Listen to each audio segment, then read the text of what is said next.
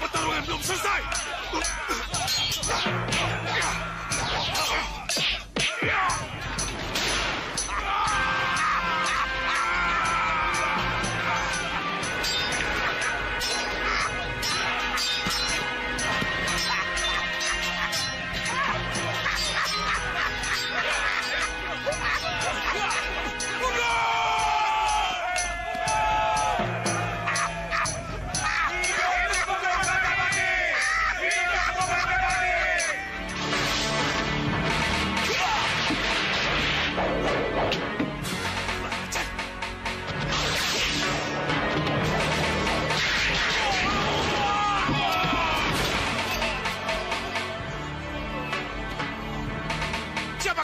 Kalian keluar dari rumah ini, atau kuhancurkan. Hah? Langkahi dulu mayatku, baru kuserahkan rumah ini. Serah. Mundur.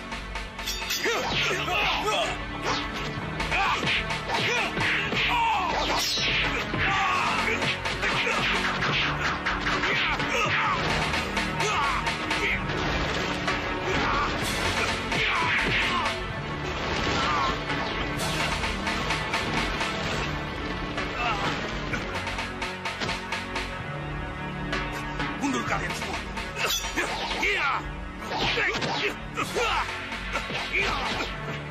Ayo, kita hajar dia. Ayo.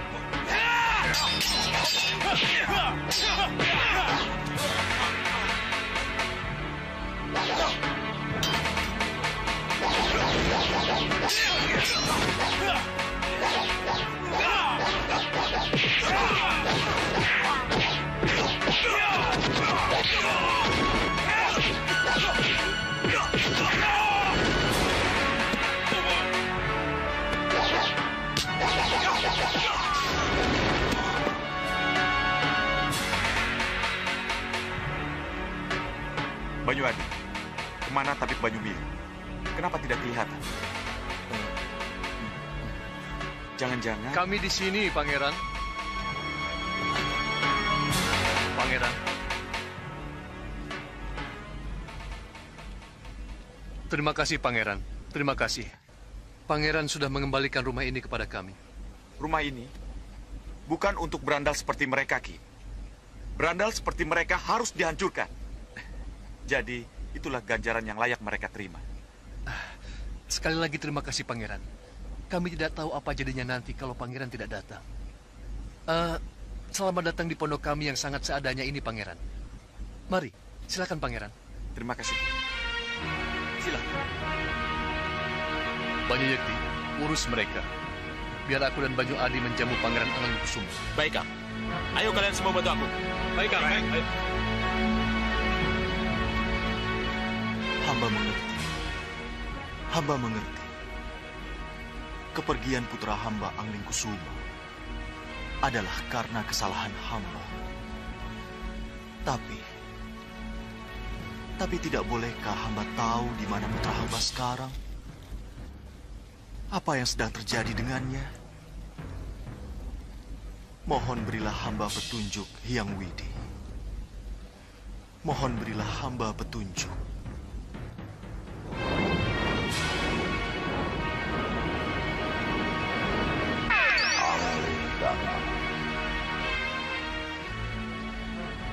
Sembah hamba katur Hyang Widi. Kepergian putramu dari Malapati sudah menjadi suratan dewa. Perjalanan dan pengembaraan putramu menjajah desa Milangkori.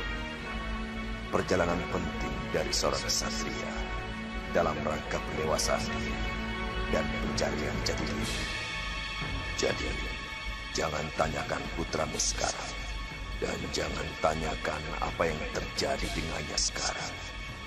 Sebab apapun yang terjadi dengannya tak jauh berbeda dengan apa yang pernah terjadi denganmu, Anglingdarma. Kalau dulu kamu mengembara dan bertapa untuk mencari wahyu Mahkota Rama, maka putramu mengembara untuk menjabarkan arti wahyu Mahkota Rama yang telah kamu wedarkan kepadanya.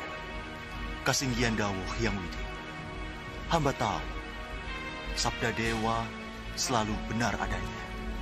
Katakan apa yang telah kukatakan pada istrimu. Katakan apa yang telah kukatakan pada siapapun yang kamu anggap harus memahami arti kepergian putramu. Kasinggihan dawuh. Kasinggihan dawuh. Sampai nanti.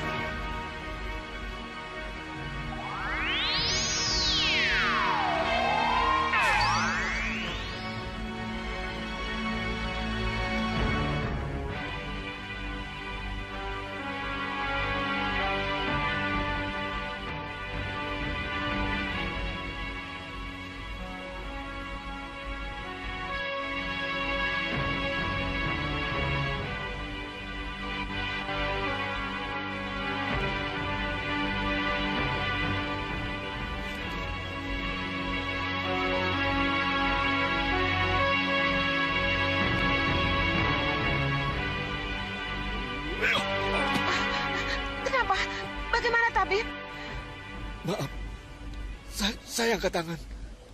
Saya menyerah. Saya tidak bisa meraba penyakit apa yang menyerang Putri Melati. Sebagai tabib, sampai setua ini, belum pernah saya menemukan penyakit seperti ini. Putri bukan meninggal, Gusti Ayu. Putri hanya tidur. Tapi tidur yang tidak bisa dibangunkan. Melati, kenapa kamu, nak? Ada apa? Bangun, Melati, bangun. Jadi, Putriku. Tuan Tabib sama sekali tidak bisa menyembuhkannya, iya? Maaf, saya tidak sanggup. Apa? Maaf? Dasar... Praja Geni! Hamba Gusti. Bagaimana ini? Kamu kepala rumah tangga di sini. Cepat berpikir, cari jalan keluarnya. Baik, Gusti, baik. Kemungkinan kita harus segera menyayembarakan pengobatan ini, Gusti. Sayembara? Sayembara bagaimana? Kita harus merangsang para pengikut sayembara, Gusti. Dengan hadiah yang besar. Yang paling tepat, sang penyembuh akan mendapatkan separuh dari tanah dan kekayaan Kanjeng Tumenggung, Gusti.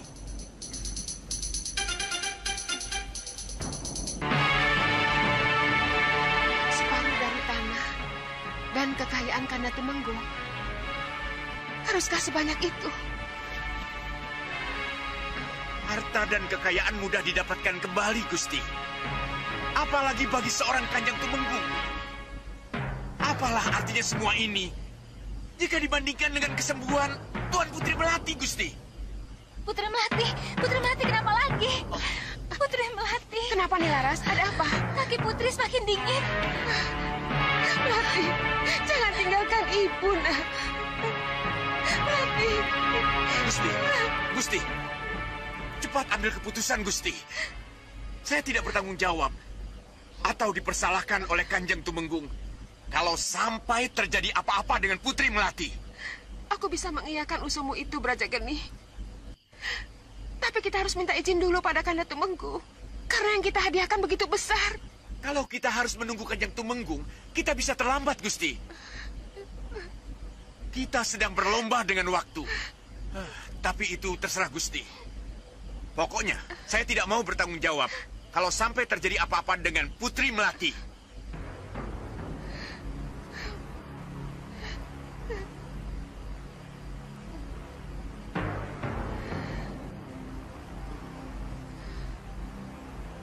Ayo kumpul! Ayo kumpul! Ayo kumpul! Ayo kumpul! Kumpul semua!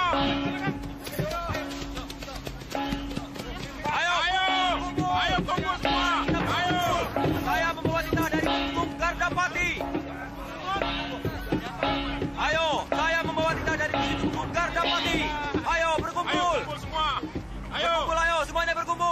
saya membawa titah dari Tumenggung Gardapati. Pengumuman.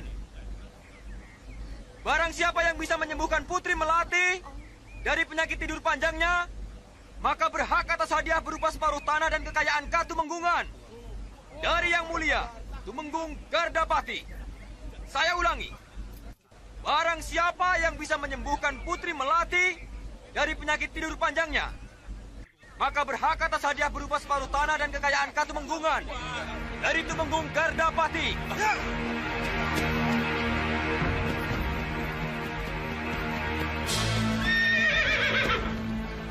Prajurit! Itu pasti utusan istri Kanjeng Tumenggung. Kejar dia! Jangan sampai ketemu Kanjeng Tumenggung! Cepat!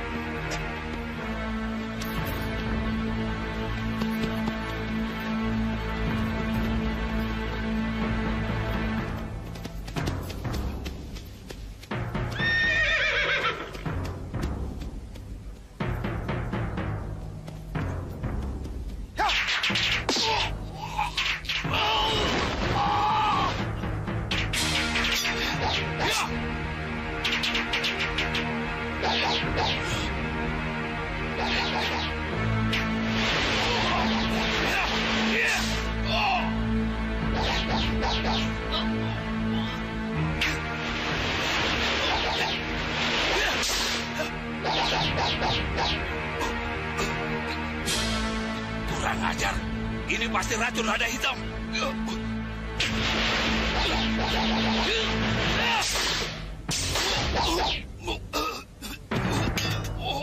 Aku akan menjauhkan kudanya. Rasakan, kamu tidak akan bisa mengejar aku lagi.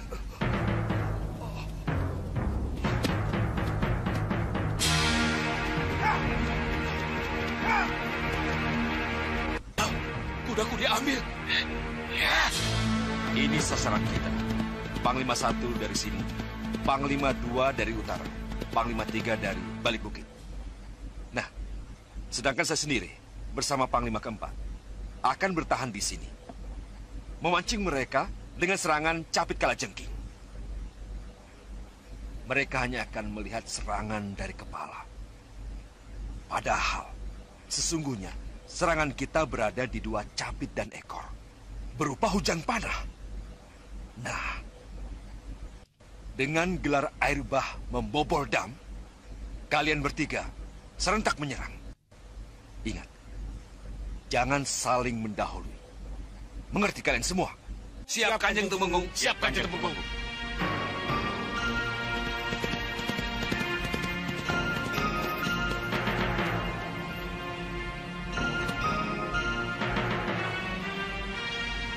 Ada apa? Kenapa kamu kemari?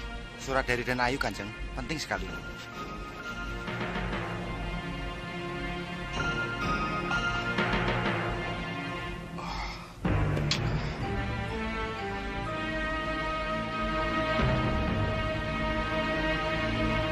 Melati, putriku, sakit keras. Seperti orang sekarat. Putri Melati sakit parah, Kanjeng. Iya. Aku harus pulang. Tapi ini sudah terlanjur. Iya. Kita harus laksanakan penyerangan secepatnya. Iya. Mengerti kalian semua? Mengerti, Kanjeng. Baik. Tinggalkan aku sendirian di sini. Baik, Kanjeng. Ayo.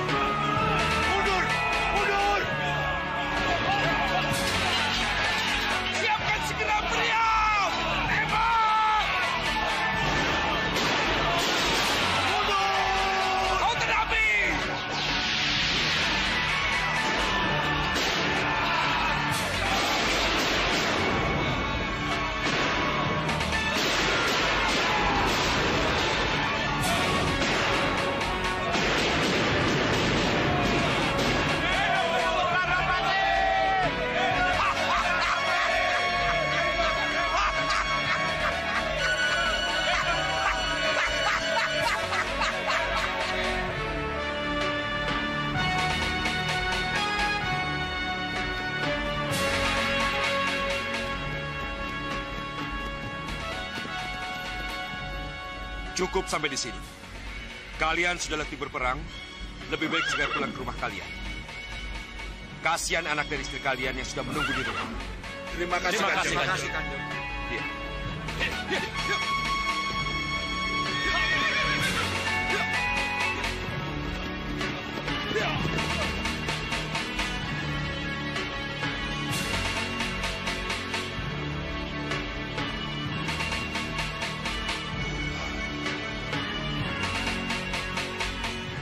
Kanjeng, ayo Dayang cepat.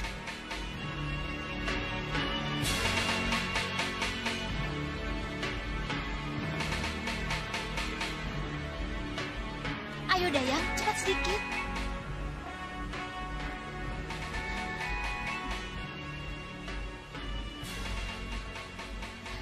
Silakan Kanjeng. Kanjeng, kasihan Putri Melati, Kanjeng. Bagaimana keadaan putriku? Sudah ada 10 tabib dan orang pintar yang memeriksa. Tapi semua jawabannya sama, Kanjeng. Apa kata mereka? Mereka bilang mereka tidak sanggup mengobati dan mengetahui penyakit yang dialami Putri Melati, Kanjeng. Ya.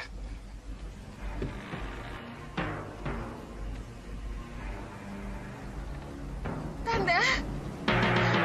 Kanda, putri kita sakit, Kanda. Tenang, sudah tetap.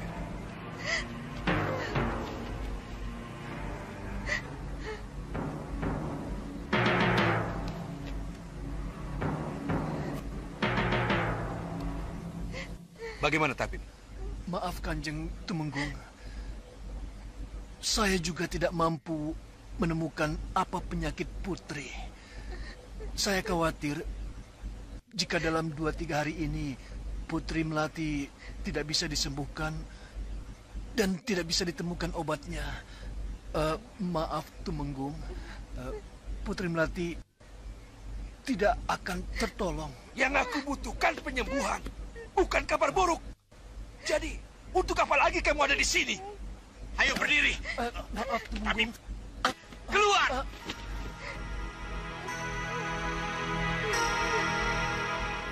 Putriku. Bangun, putriku. Sakit apa kamu? Kenapa bisa begini, nak? Bangun, Gusti. Kenapa kamu, putriku? Putriku.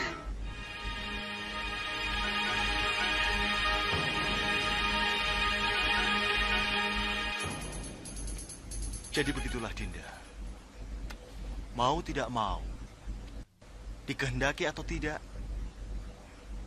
Anglingkusuma memang harus pergi dan mengembara sesuai dengan suratan dewa. Tapi jangan khawatir, pada saatnya putra kita akan kembali lagi. Karena begitulah suratan dewa.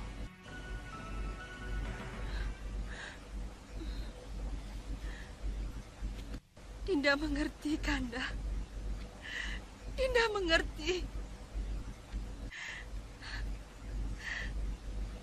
Tapi walau bagaimanapun juga, rasa sedih, cemas dan kehilangan tidak akan bisa hilang begitu saja.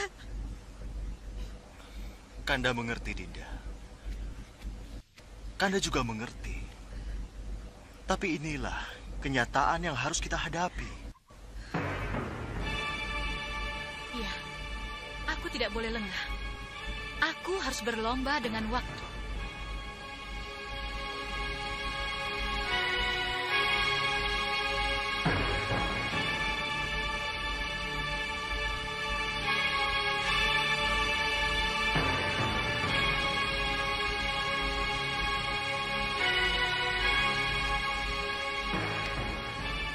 Ampun, Kanjeng Tumenggung. Kenapa kamu kemari? Ada yang ingin kamu katakan? Iya, Kanjeng Tumenggung. Mengenai apa? Maaf, Kanjeng Tumenggung. Waktu tinggal 2 hari lagi, besok atau lusa. Saya ingat bahwa ada seorang tabib yang kecuali ahli obat, juga menguasai olah kebatinan. Jika Kanjeng Tumenggung berkenan, izinkan saya untuk memanggilnya. Kenapa tiba-tiba kau ingat padanya? Maaf, Kanjeng Tumenggung. Hubungan batin saya sangat dekat sekali dengan Putri Melati. Kejadian ini membuat hati saya resah. Belakangan ini, saya sukar tidur. Dengan penuh keyakinan, saya percaya bahwa tabib itulah yang mampu menyembuhkan penyakit sang putri. Siapa nama tabib itu? Tabib Banyumili Kanjeng Tumenggung. Di mana dia tinggal? Tidak jauh dari desa saya. Dengan kuda, setengah hari perjalanan. Kalau begitu, pagi-pagi sekali, bersama terbitnya matahari, berangkatlah kamu. Cepat jemput dia. Baik, Kanjeng Tumenggung. Mohon pamit. Ya.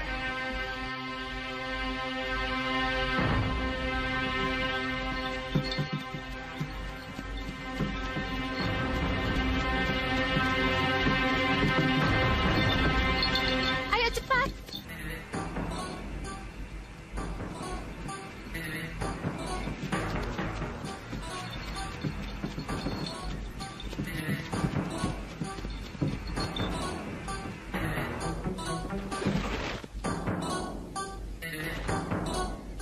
Kalian menyerah.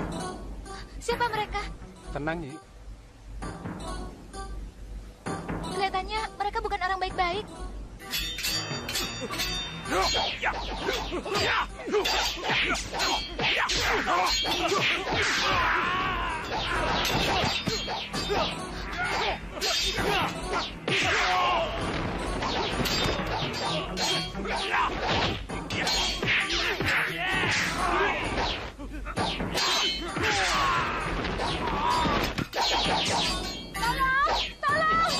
Hentikan!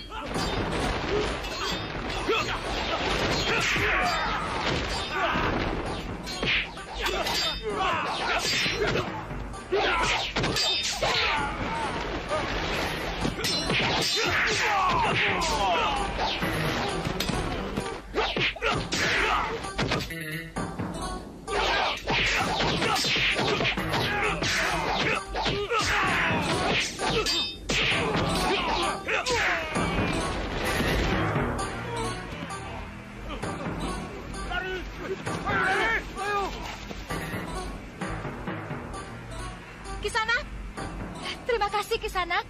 Kisanak telah menyelamatkan kami. Bagaimana saya harus membalas kebaikan Kisanak? Tidak apa-apa.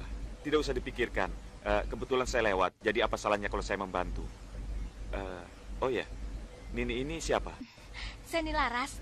Kami utusan Kanjeng Tumenggung Gardapati. Kami mau menjemput Tabib Banyumili. Karena putri Kanjeng Tumenggung sakit keras.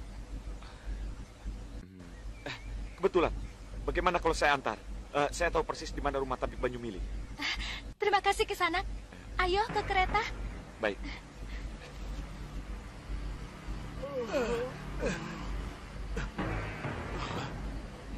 Ada yang datang? Iya, Kang. Ayo kita lihat.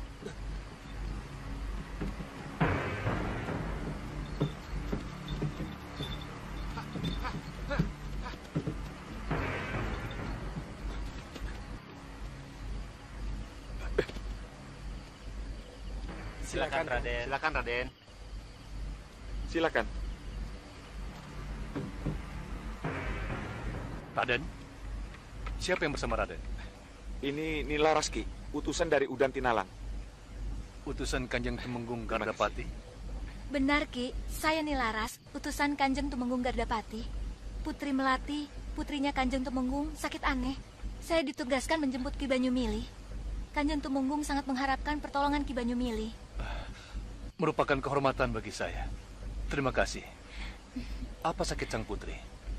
Oh ya, apa di kota tidak ada tabib, sehingga Nyai jauh-jauh datang kemari? Ada, Ki. Sudah puluhan tabib terkenal, tapi hasilnya tidak ada. Menemukan apa penyakitnya saja pun tidak bisa. Tapi menurut seorang tabib, putri akan tidur abadi kalau tidak segera ditolong.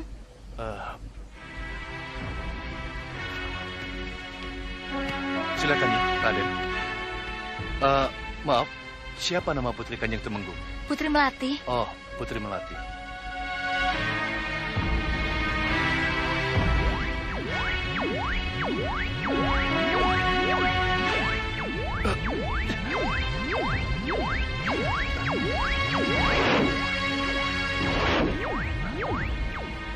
Sekarang juga kita harus berangkat, agar besok pagi kita sudah sampai.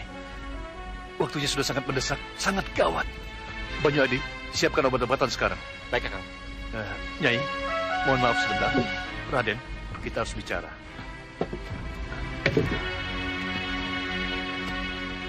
Raden, Saya tahu tidak pada tempatnya kalau saya memohon Raden untuk ikut saya ke Katemenggungan. Apalagi saya tahu persis kalau Raden sudah harus pulang ke Pagubelas sekarang ini. Tapi menurut saya hanya Radenlah yang mampu membantu saya melakukan penyembuhan ini. Kenapa Ki Banyumili bicara seperti ini? Sakit aneh Putri Melati dibuat oleh seorang dukun hitam atas permintaan seseorang yang sangat berpengaruh di Katemenggungan. Jadi sudah bisa dipastikan kalau saya memenuhi permintaan Kanjeng Tumenggung akan terjadi sesuatu pada saya. Apakah kalau Ki Banyumili tidak datang, Putri Melati akan benar-benar tidur abadi seperti yang dikatakan oleh Nilaras? Iya, Raden. Iya. Itulah sebabnya. Walaupun saya tahu risikonya, saya tetap memenuhi permintaan Kanjeng Tumenggung. Bagi saya, keselamatan sang putri lebih dari segalanya. Iya. Tunggu sebentar. Baik. Saya akan menunda kepulangan saya. Saya akan dampingi Ki Banyumili ke Katemenggungan. Tapi ingat, Ki, dalam perjalanan nanti dan selama di Katemenggungan, jangan pernah panggil saya Raden. Dan jangan sekali-sekali panggil nama saya. Raden? Ki Banyumili tidak usah tahu kenapa syarat itu harus dipenuhi. Yang penting orang lain tidak perlu tahu siapa saya ini sesungguhnya. Iya, Raden. Panggil saya Banyu Aji dan perkenalkan saya sebagai adik atau keponakan yang membantu tabib. Baik, Raden. Itu yang saya minta. Baik. Bagaimana? Sudah siap? Sudah, Kang. Bagus. Nyai, mari kita berangkat.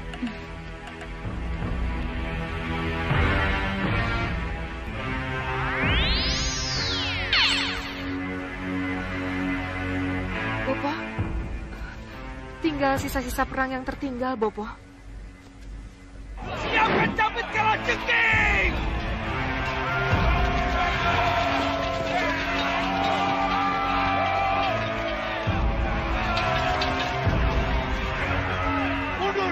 Mundur! Siapkan segera meriam! Tembak! Mundur! Kau kenapi!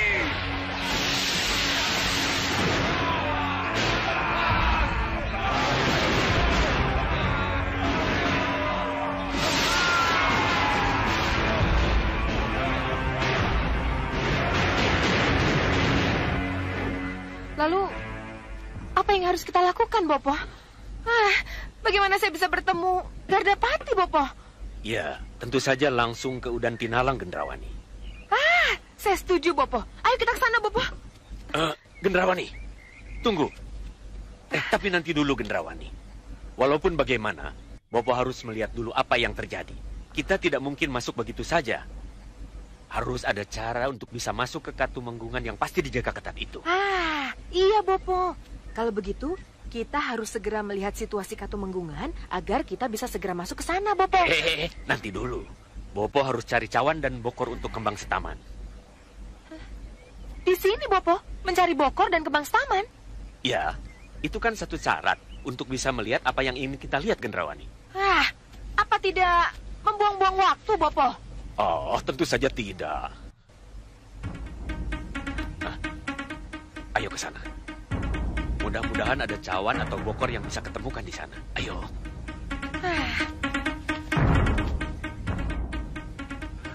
Dasar kalian! Apapun yang kalian lakukan, selalu saja gagal.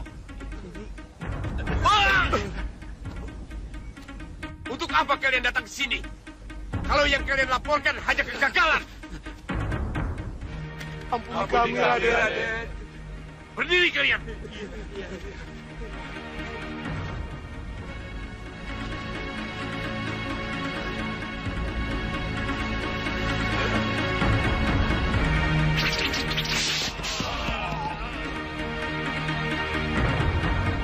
Jaga Geni. Kamu harus segera menyusul tabib kita Ruseka. Sebelum Banyumili mendahuluinya. Mengerti? Baik, Bopo. Ayo jalan.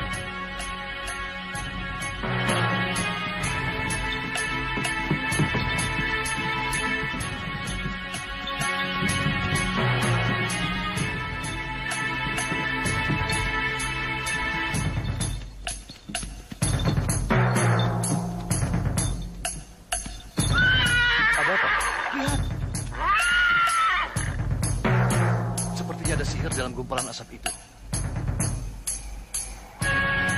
Kalau memang ada unsur sihir, saya punya penangkalnya. Cepat lakukan sesuatu, Ki.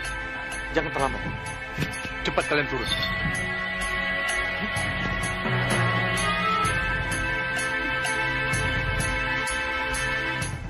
Jangan takut. Semua berdiri di belakang.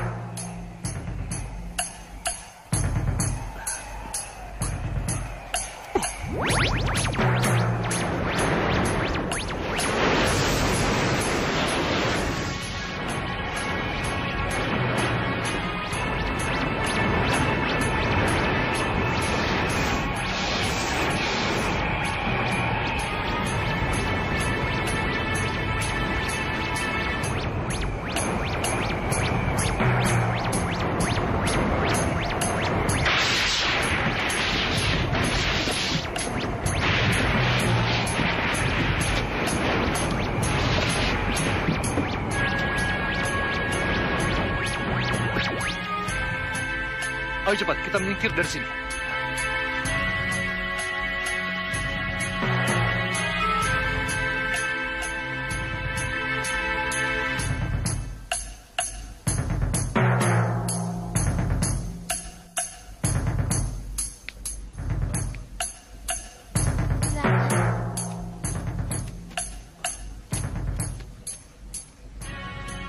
Selamat datang.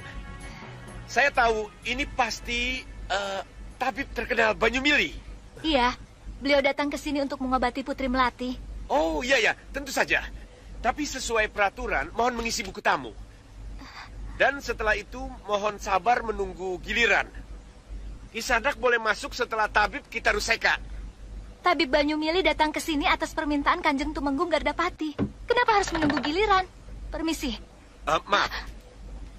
Maaf, Tabib Banyumili. Saya hanya menjalankan peraturan. Saya yakin Kisanak bisa menunggu. Saya bisa menunggu. Tapi apakah yang sakit mau menunggu? Tidak. Yang sakit tidak bisa menunggu.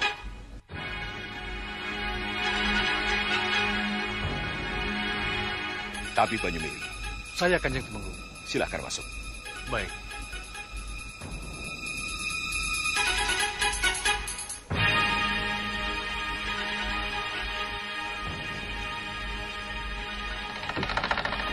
Kita ruseka. Kenapa sampai sesiang ini belum datang juga? Maaf, Tuan. Maaf, Tuan. Kereta yang kami tumpangi terperosok. Rodanya patah dan... Bagaimana bisa begini kita ruseka? Lihat itu. Banyumili sudah masuk. Kau terlambat, Ruseka. Kau merusak segalanya.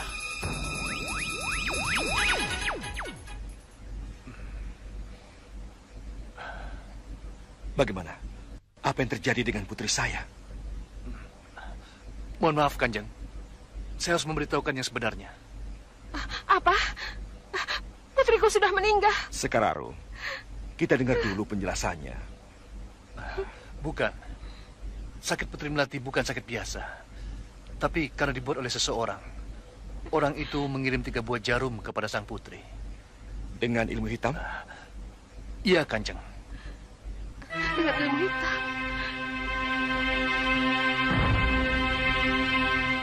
Maaf, Kanjeng. Apa jarum-jarum itu tidak bisa dicabut? Saya akan berusaha.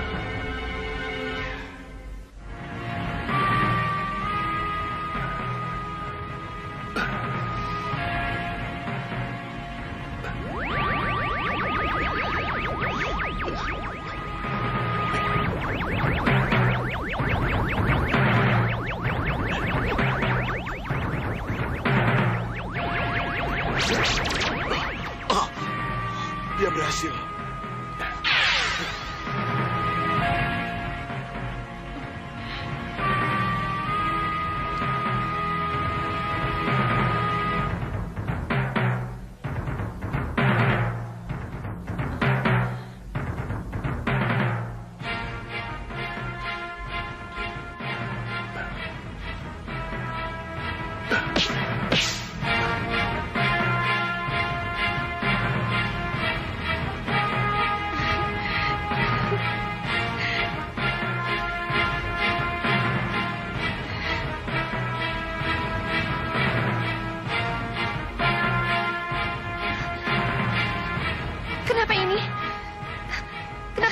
berkumpul di kamar saya. Anakku. Dia berhasil menyembuhkannya. Tidak. Jangan biarkan itu terjadi, Kitaro Seka. Jangan.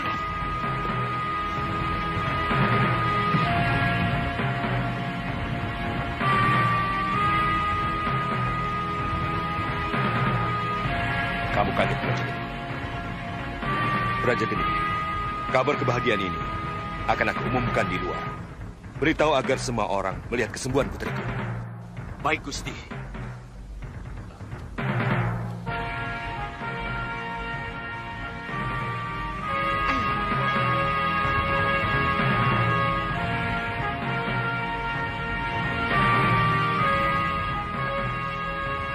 Ingat, saya tidak mau rahasia ini terbongkar. Iya. Ayo, acara telah dimulai. Sekepeng menonton, 5 kepeng ikut menari.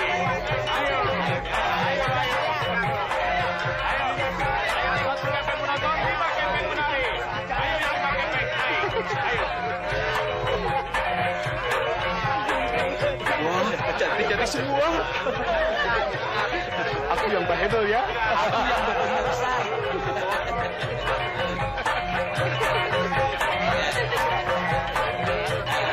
Mari, bayar. 5 kepeng menari. 1 kepeng menonton. Ayo, 5 kepeng menari. Hei, jangan lupa garisku. Tuan, 5 kepeng ikut menari. Kamu tidak kenal siapa kami. Haruskah Gedang Ganjar dan Gendang membayar? Tapi yang menari di sini semua harus bayar. Minggir.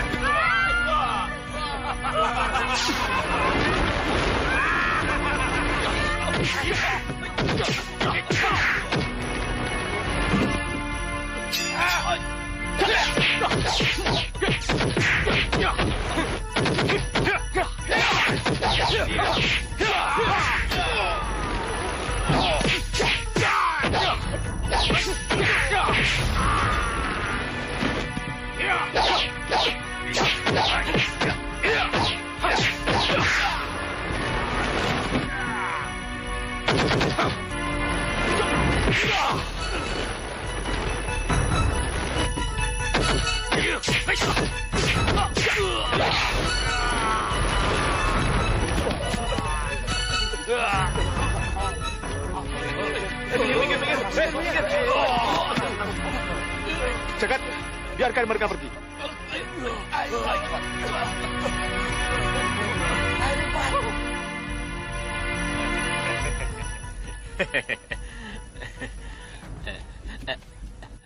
Terima kasih, Raden. Terima kasih. Apa jadinya kalau Raden berdua tidak cepat datang menolong kami?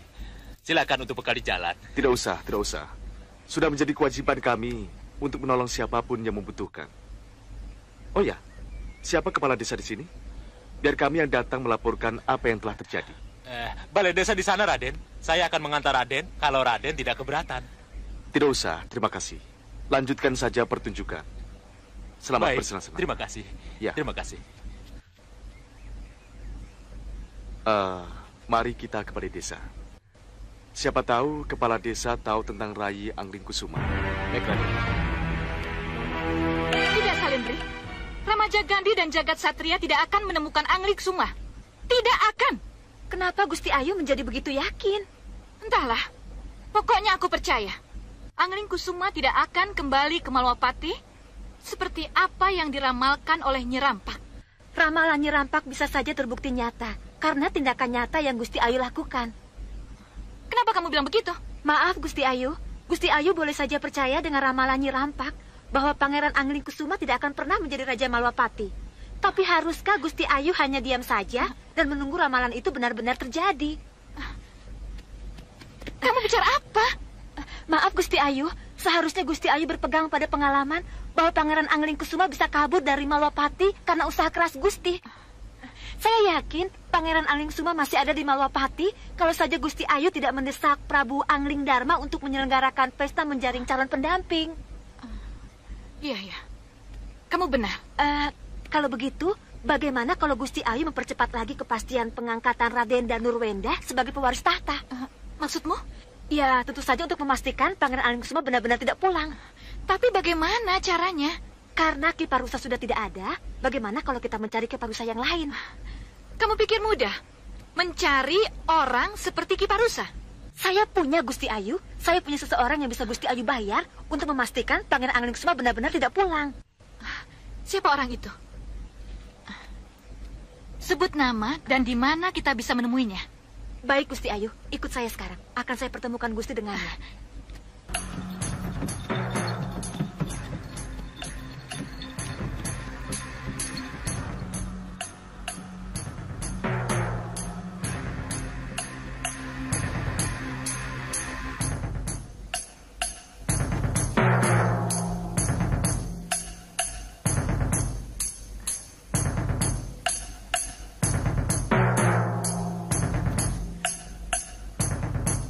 Gusti, itu adalah Bayanike. Dia adik dari Bayanaka yang akan kita temui. Mari.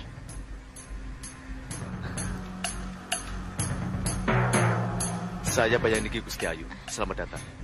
Saya mau ketemu Bayanaka. Dia ada? Ada. Silakan. Iya.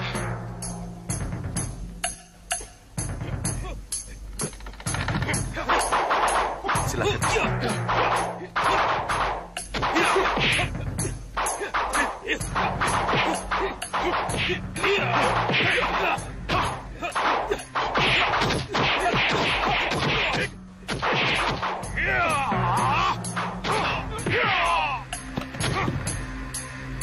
Itu Bayanaka, Gusti.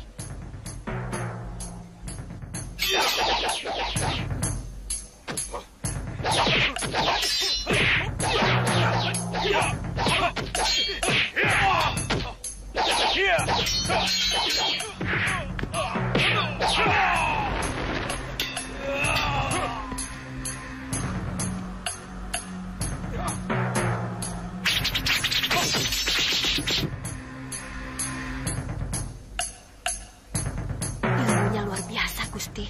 Iya, iya, iya. Dengan anak panah yang menancap di dada, perut, dan kedua kakimu, kamu pasti akan mati seketika, Anglingkusuma.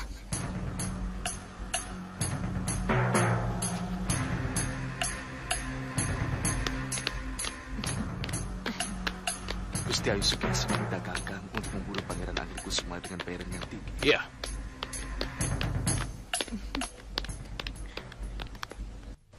Dengan imbalan yang memadai, saya sanggup memastikan ketidakpulangan Pangeran Anglingkusuma, Gusti Ayu. Iya, iya. Aku percaya itu. Itu sebabnya aku bawakan kamu ini. Terima kasih, Gusti Ayu. Ya. Terima kasih atas kepercayaan yang Gusti berikan kepada saya. Iya. Saya tunggu beritanya.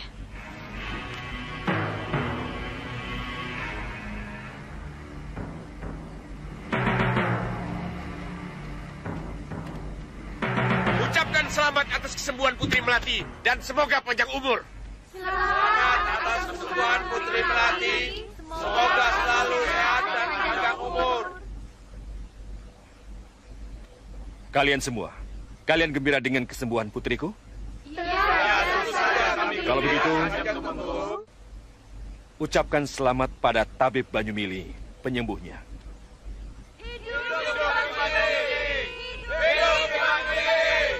Sebab kecuali penyembuh, Tabib Banyumili juga mengetahui bahwa sakit putriku adalah sakit yang disebabkan oleh seseorang.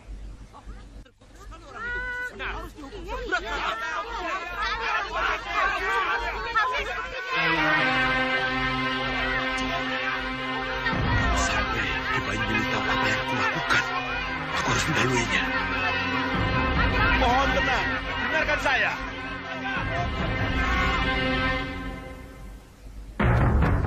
Hidung Seka, apa yang akan kamu lakukan?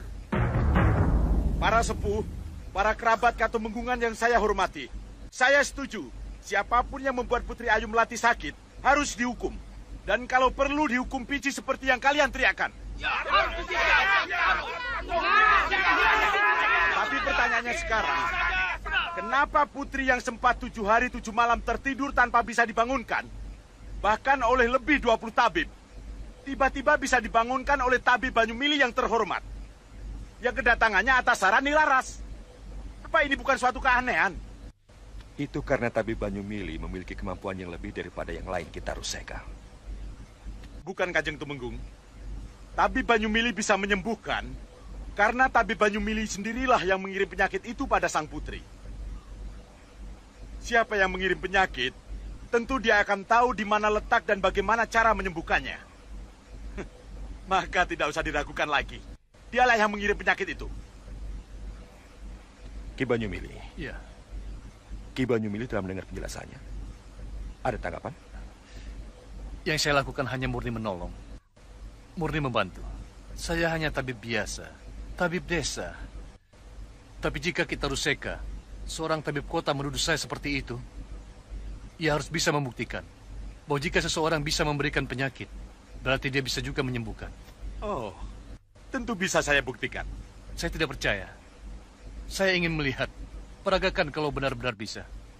Dengan senang hati. Jika diizinkan oleh Kanjeng Tumenggung. Peragakan. Tenang, tenang. Semuanya tenang. Saya akan buktikan. Iya.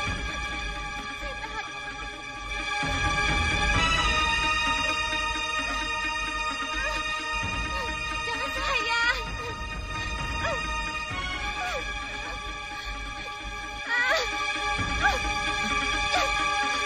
Lihat kemari.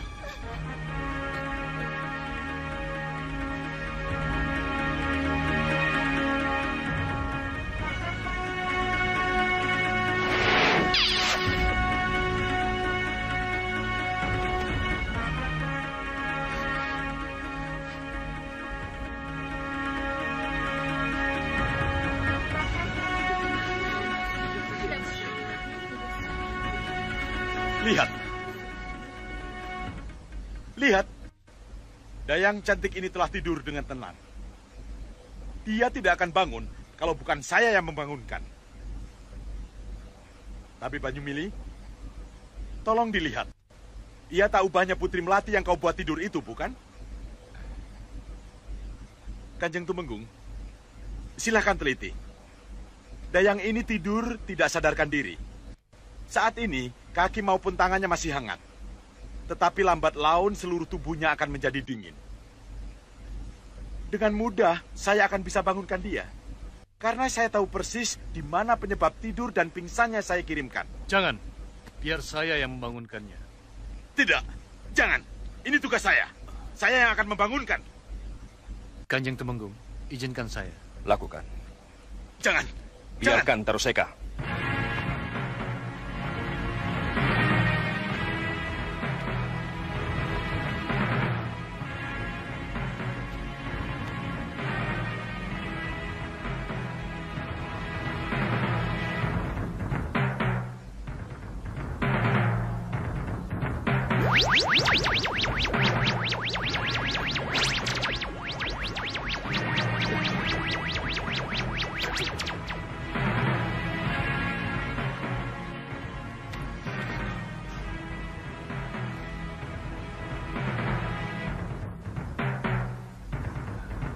Perhatikan. 3 jarum ini sama dengan 3 jarum yang tadi saya cabut dari Putri Melati. Bentuknya sama, dari emas yang sama. Apa artinya ini? Itu artinya, yang mengirim jarum pada Putri Melati adalah tabib kita Ruseka.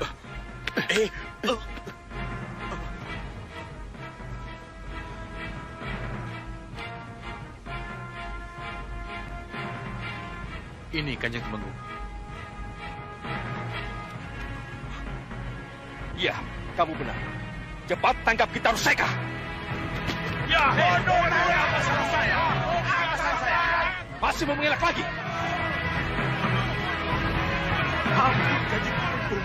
Ampuni hamba, Kanjeng Tumenggung. Saya mengaku. Kamu dengar apa yang mereka katakan? Ampuni saya. Saya mengaku, tapi saya tidak bersalah. Saya disuruh oleh Kakang Brajageni. Tangkap Brajageni! Tangkap Brajageni!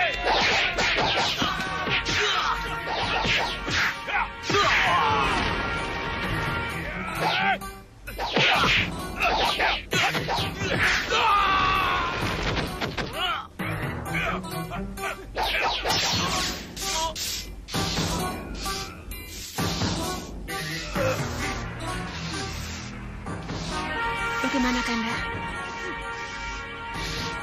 Dia kan punya ilmu Ajageni. Ya, kita lihat saja.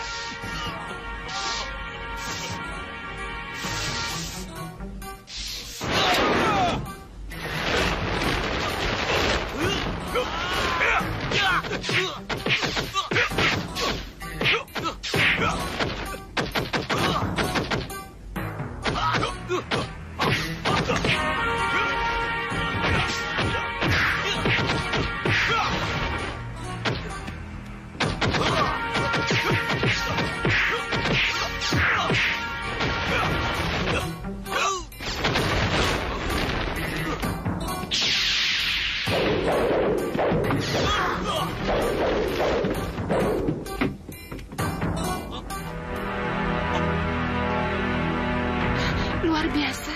Kanjeng. Lihat. Kalian lihat sendiri. Tabib Banyumili bukan hanya mumpuni sebagai tabib, tapi juga seorang guru olah kanuragan yang hebat. Banyuaji tidak akan seterampil ini kalau tidak punya seorang guru yang hebat luar biasa. Kanjeng Tumenggung? Tidak. Mengenai Banyuaji akan aku urus nanti. Aku akan selesaikan urusanku dengan Taruseka dan Brajageni dulu. Bawa Taruseka dan Brajageni ke penjara.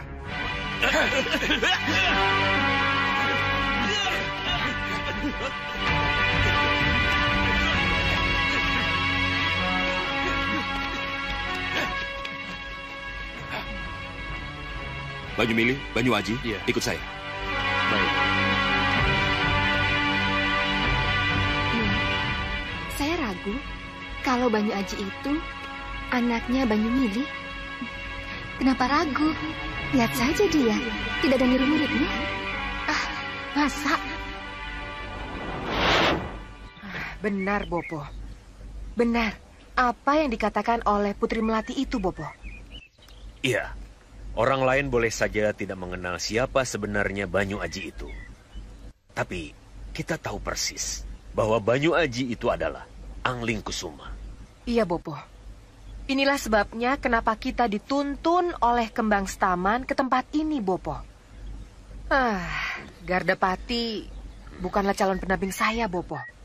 Tapi karena Gardapati itulah, kita bisa tahu Pangeran Malwapati ada di sana, Bopo. Kamu benar, Gendrawani.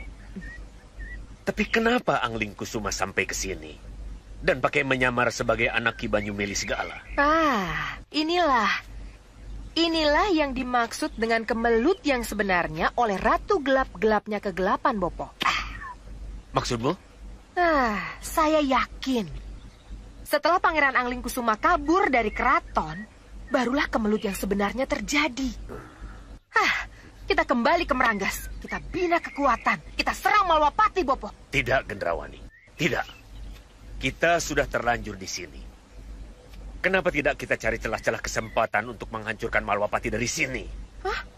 Menghancurkan Malwapati dari sini, Bopo? Iya, mumpung Angling Kusuma jauh dari pelindungnya. Apa salahnya kita berdaya? Diperdaya? Iya. Dengan malih rupo, kamu bisa jadi Putri Melati. Kamu bisa merayunya.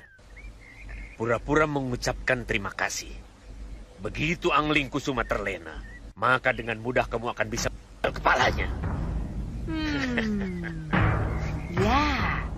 Ya, Bopo benar.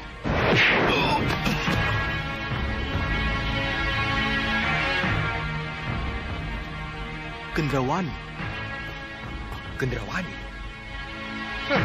Kaget dengan kedatanganku, Angling Dharma? Iya. Dan kau akan lebih kaget lagi kalau kamu mengetahui apa yang aku bawa. Angling Dharma. Pangeran?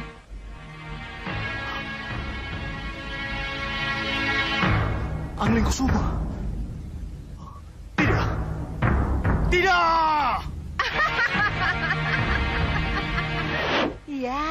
Iya.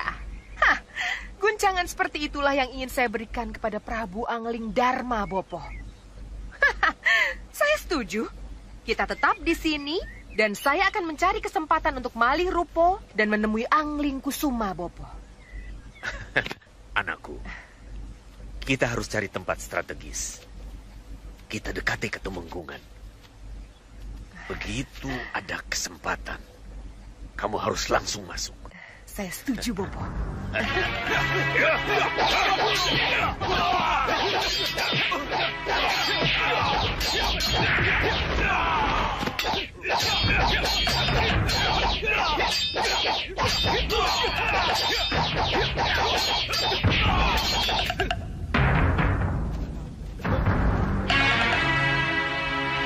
Saya minta sasarannya tepat di tubuh saya. Baik, Pangeran. Siapkan panah!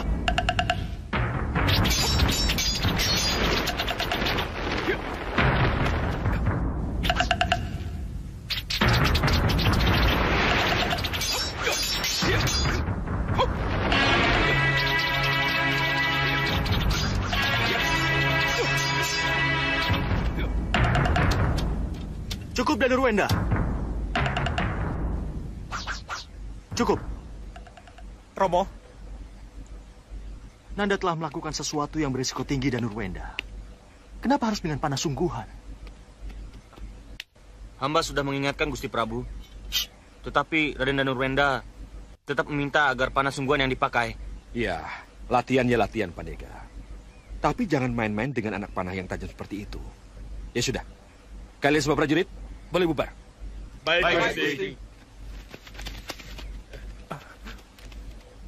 Nanda hanya ingin menguji kepekaan Nanda, Wak Patih. Nanda hanya ingin tahu apakah serangan-serangan dari belakang yang tidak Nanda lihat bisa Nanda rasakan dengan kepekaan Nanda. Ya, boleh saja. Tapi kalau sasarannya daging manusia, sebaiknya tidak dengan anak panah tajam seperti itu, tapi dengan yang tumpul, ya? Wak Patih, kalau saja Nanda boleh ikut Kanda Ramajagani mencari Kanda Angling Kusuma, Nanda tidak akan melakukan latihan yang berbahaya seperti ini. Danuruenda. Romo. Kenapa Nanda bicara begitu? Karena Nanda anggap bahaya di luar jauh lebih besar daripada sekedar latihan, Romo. Jadi itu masalahnya. Nanda ingin bertualang mencari Angling Kusuma, Rakandamu. Iya, Romo. Pengalaman adalah guru yang baik, Romo. Jadi Nanda mohon... Iya. Nanda benar, Danuruenda. Pengalaman di luar menjadi guru yang sangat baik. Tapi sayang keinginan bundamu agar Nanda tidak dilibatkan dalam pencarian Angling Kusuma harus tetap dipertimbangkan. Romo harap Nanda mengerti. Romo Prabu? Sudahlah. Mari, Kanda. Romo. Nanda dan Danuruenda. Sudahlah, lanjutkan saja latihanmu. Ya? Tapi Nanda belum puas, Wak Patih. Masih ada yang mengganjal yang belum Nanda kemukakan. Ya, Wak tahu. Wak sangat tahu apa yang Nanda maksud. Jadi, tenang dan lanjutkan saja latihan. Wak yang akan bicara pada Ramandamu. Wak Patih. Lanjutkan saja latihan. Wak akan bicara pada Ramandamu. Sudahlah. Ngestu Dawu. Mohon maaf, Romo. Jangan salahkan Nanda kalau pada suatu saat nanti Nanda tetap pergi mencari Kanda Angling Kusuma.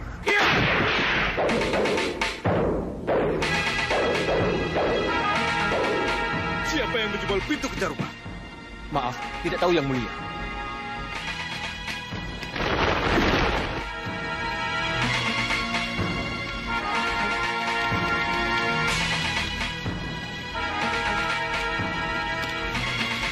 Aku, Rupa Kencah. Rupa Kencah, pengkhianat!